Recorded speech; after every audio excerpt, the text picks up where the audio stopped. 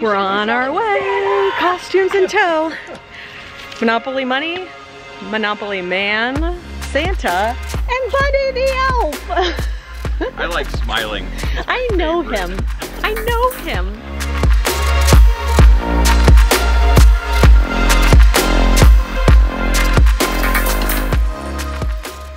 So last week, you saw Brian and I in those funny little costumes at the end. We were dressed as toys because we were going to a toy factory. We were going to celebrate the Birthday Party Project's 6th birthday in costume with all of our friends. The Birthday Party Project is a nonprofit that's based in Dallas, but actually gives birthday parties to homeless children all across the US. They are all about bringing joy, all about bringing happiness, and a lot of us in the events industry are big supporters. And this is a great opportunity actually for us all to get together, see each other, and hang out. So you're gonna see a little bit of that at the end of the video. So today, I'm actually sitting down with Jacqueline Hill. You're seeing her right there in her bubble costume. And she was the event production chair this year for the Birthday Party Project. You're going to love the things that we talked about. Her story is so unique and I think resonates with so many people who are wanting to join the wedding industry, especially as a planner, and kind of what her steps that she took to kind of be who she is today. She's now speaking all across America about trends. She is a beautiful person on the inside and outside, and I think you're gonna love all of her tips about a simplified life and her productivity hacks of how she maintains motherhood and building her business. So I'm thrilled to sit here with one of my favorite planners. You're actually my first planner I'm interviewing, which I was so special. I was like, who? Jacqueline. So anyhow, I am excited to be here and chatting with you, and I want to hear a little bit more about your story. When I think of wedding planner, you are like the epitome of wedding planner. Like I feel like you're you're such a great package. You're like a great package. Like when I think of the idea, you know, I collaborate with planners very frequently, and to have a planner that is both like type A and detailed and like stands in the corner and oversees everything, but also like epically creative you are, and all of the design components and bringing all those vendors together to do their best work. I think you're excellent at that. So I want to know more about your story. We briefly talked about your beginning. So I actually, out of college, I was very involved in college, you know, right? A lot of us are, or whatever. And so I actually did a couple of groups, organizations that plan things on campus. And so doing a couple of those campus events, and they, you know, were you in a sorority? Great, I was a president and everything else. Yeah. Over involved. And I was like, if I could go back and do college again and not have to study, you know what I mean? Just do like, I might have held too many leadership positions in different areas and planned too much.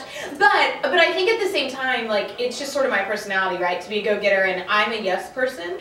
I always usually am saying yes, you know, to different opportunities or different projects, right? It's something like Gifts for the Good Life Girls, and Carly Rooney always, you know, teaches us that it's like, say yes, right? Yeah. Like say yes, say yes, say yes, because you never know what it's going to lead to. My story, so I started working for a nonprofit in Dallas right out of school. So, I mean, we're talking producing like 50 events a year. It's a major nonprofit here in Dallas. It's for a healthcare system. I got married and decided, had a month of planner, loved it, did all the planning myself, and really thought that there was just something missing in the industry, because I came from an area where we got graded every event. And then when I went through and working with other vendors on my wedding, I was like, whoa, take a step back. Like, the details are not there. The level of execution that you should be providing is not there. And I had to learn that the hard way through some things at my wedding. And so I decided, I think I can do this. You know what I mean? Like, I think I can bring something to this industry that it is fun to talk about the flowers, and I love picking out a good linen, and I love, you know, pulling all that romance together.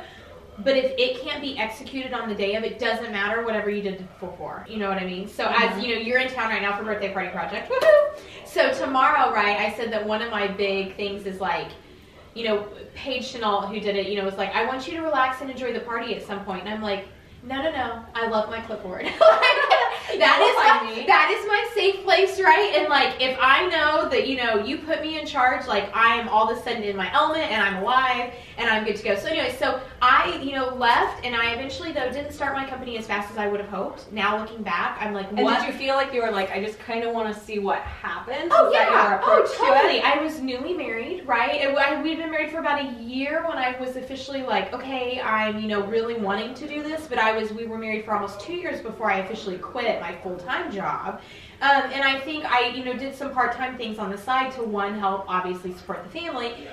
And I just don't think I got it, right? Like, I was young, it was fun, I'm a wedding planner, so cool. And now I look back, you know, 9 years later, oh, now knowing what I know, you know, like if I had hit the ground like I do now, then I'm like, where would I be? But at the same time, everyone's like, don't go back, that's your story though, so you can't regret it. But at the same time, I always wonder. So I did quite a few part-time jobs, had, you know, a couple of events on the side. Focusing all your energy. Exactly. Yeah. And then I had my son, my first child, and I thought, okay, I'm either going to do this and it's going to be successful and I'm quitting all the part-time stuff, or, you know, it's not going to be, but then I'm going to know and I'm somehow going to find money to support our family, you know, and to help out with the bills and it'll all be good.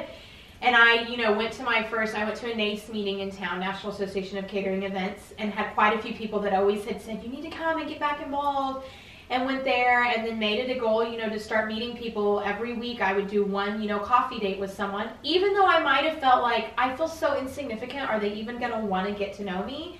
And then the referrals started flooding in, and, you know, I went from 4 events to 8 events to 16 to 24 to 26. So, and it was all within, you know, like a 4-year span. So I really say it's funny when people are like, when did you start your business? I'm like, well, it was a slow. I know. It was like, well, I mean, by the state, I started in 2009, had a full-time job until the end of 2010.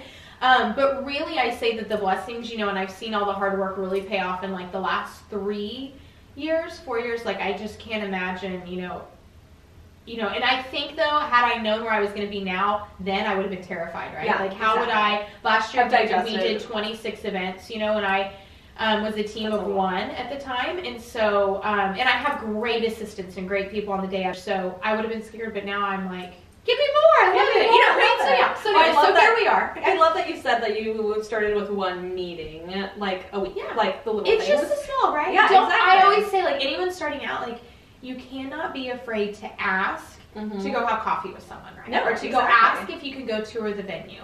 And then I feel like you have to ask so many questions though too to get them talking. Like, you need to know about them, and you know, technology is great for that. Instagram, see, exactly. Yeah, that is fun. Well, I think, and you know, for me, even in my past, I kind of consider it like cranking. Like, I think sometimes it's like I go through cranking like waves where I'm like putting in, and then it is crazy how much it like starts comes out, back. So I think I'm in that, right? Like, I came off of the craziest fall I've ever had, and some of the, oh my gosh, these clients were amazing. We had, you know, fun budgets and we had fun designs, and, you know, we got to collaborate on one of those, and that I wasn't cranking as much going in because I was just swimming to keep up, right? And I was just really executing those and wanting to focus on those clients, that now I found myself with a slower year, right? And I'm not panicked because dollar-wise we're fine, but at the same time, I'm like, oh my gosh, what's going to happen? And it's hard not to, for me, I feel like I'm like gas brake. Oh yeah, it is. And it's hard to even like just get yourself to a place where you're constantly steady. Yeah. And I know for me too, I recently, as I was reevaluating this year, was like, okay, on Thursdays I want to do 1 appointment, and then that could be, you know, whatever it may be, but it's almost like on my calendar, and I feel like it's so important to keep cranking, as I would say, like throughout the year. And if something comes from it, great. If something doesn't, then you've helped benefit someone else, right? Like, it's my thought. Like, you have to be willing to give back too. I'm a big believer in, like, you need to care about people, and if you're only doing it to crank out business, right, and not truly care and get to know them, then you have the wrong heart. What about your design and overall aesthetic? I think you have a very signature look, I feel like, and I feel like you play within that space, you know, more contemporary or more like unexpected. Like, you definitely build around that. So I'd love to hear about what does that creative process look like for you? Like, how do you get inspired? How do you kind of put together a mood board that then you present your my clients. My clients inspire me, like 100%. So like, when I'm all about the relationships. Like, that's something I think that I don't know, I can't speak to every planner, but like, I know is very about me, is that like, I don't just want to, you know, see the client 1 or 2 times and that's great, but like, my clients text me. We know what's going on in life. You know what I mean? Like, I live life with them for this process. And so I want them, but you know what I mean? It's so sad when they are wedding and you're like, this is like, we're going to see each other again, right? Yeah.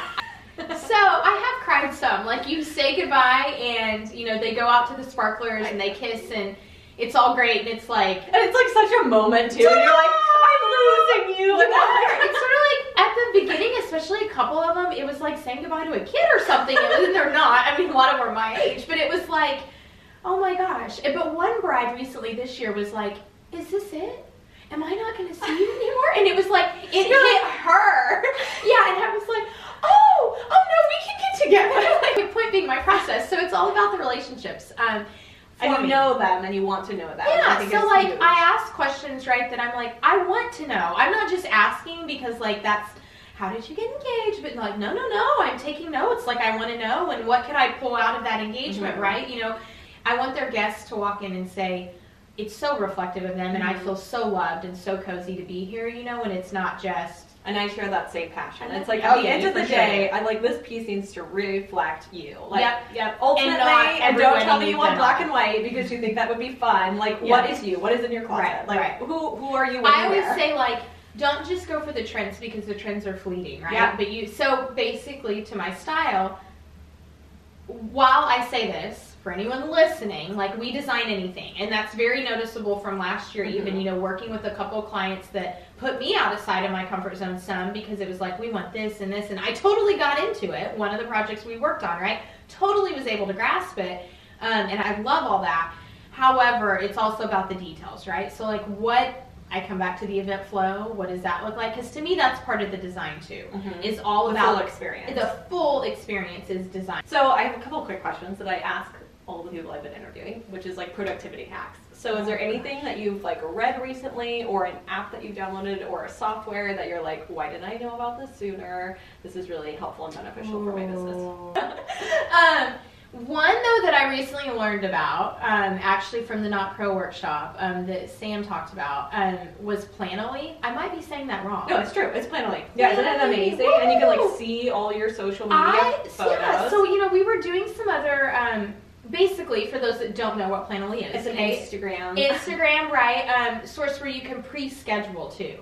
So for me, that's a big hack because especially as a single business owner. Oh, like on the day of, right? Like now that I have an assistant now in daytime, real life time, you know, being able to work with them through that, and then I can just help execute it the day of when it comes to my phone that you have a new post. Like, it reminds me, right? And it takes 2 seconds, 2-3 swipes. Yeah, and I think it's like $9.99 or something. Yeah, it's for like 30 so posts cheap. a month, or whatever. Which is amazing. In the grand scheme of things, yes, people might be saying, oh, but I don't have any money to spend.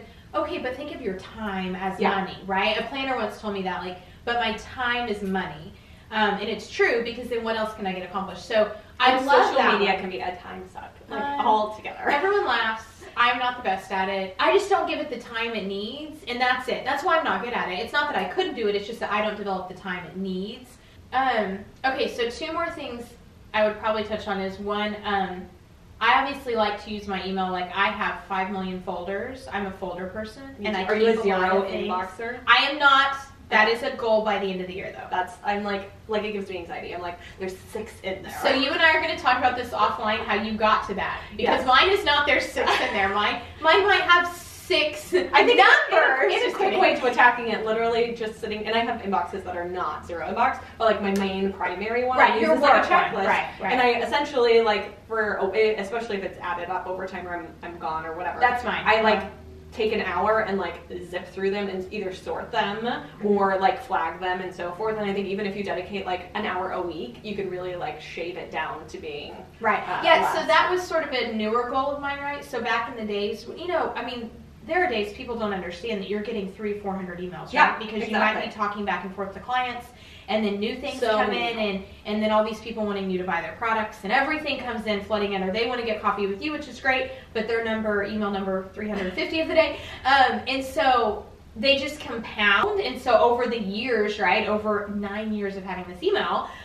you know, I have some way back. So I've started shedding through it, and so now after like every wedding, one of my things is I search by the client's name in every which way form to make sure that there's none left in that email inbox, because they need, if they're as we're doing chats throughout the day, I probably didn't move all into their folder. So then I move everything over to their folder, anything from a vendor from their day, so I know that at least that's cleared out of my inbox. So not really. I feel like there's nothing worse when it's like you have 350 emails, and I'm like.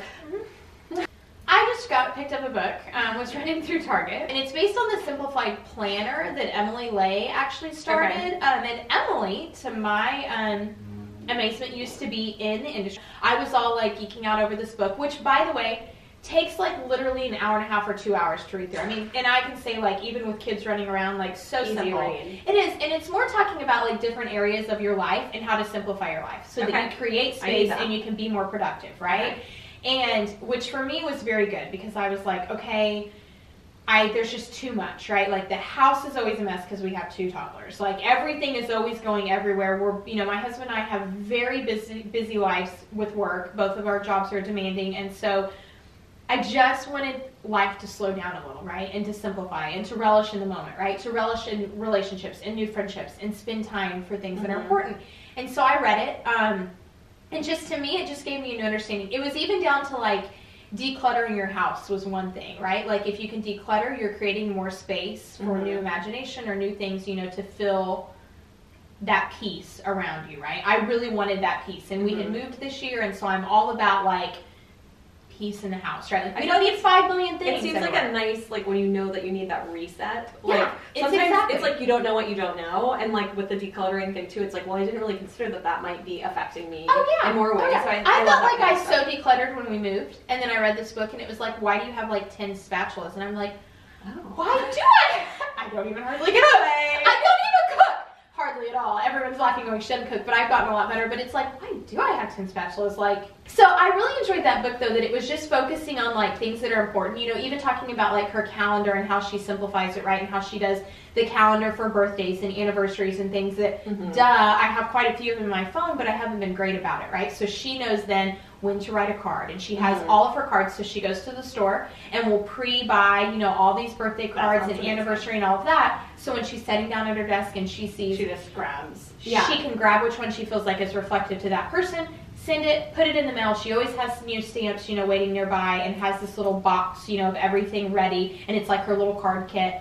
And it just simplifies life. Like that's just so that we can relish in the relationships we're making and make more time for things that are important, because, you know, some things we do and they're just, life sucks, you know, they just suck the life out of you, and by the end of the day you're just drained, whereas if we had, you know, practiced some of these little tips, it would have been better. So Jacqueline, where can they find you online, because I know they're going to want to? Yes, please go follow me on Instagram. It's just Jacqueline Events. The E's back up, okay? So it's JACQUELINE You didn't mistype that. Or feel free to shoot me an email, just Jacqueline Events, and I'd love to connect. Definitely follow her. She is so creative and wonderful, and I'm so happy you were joining me.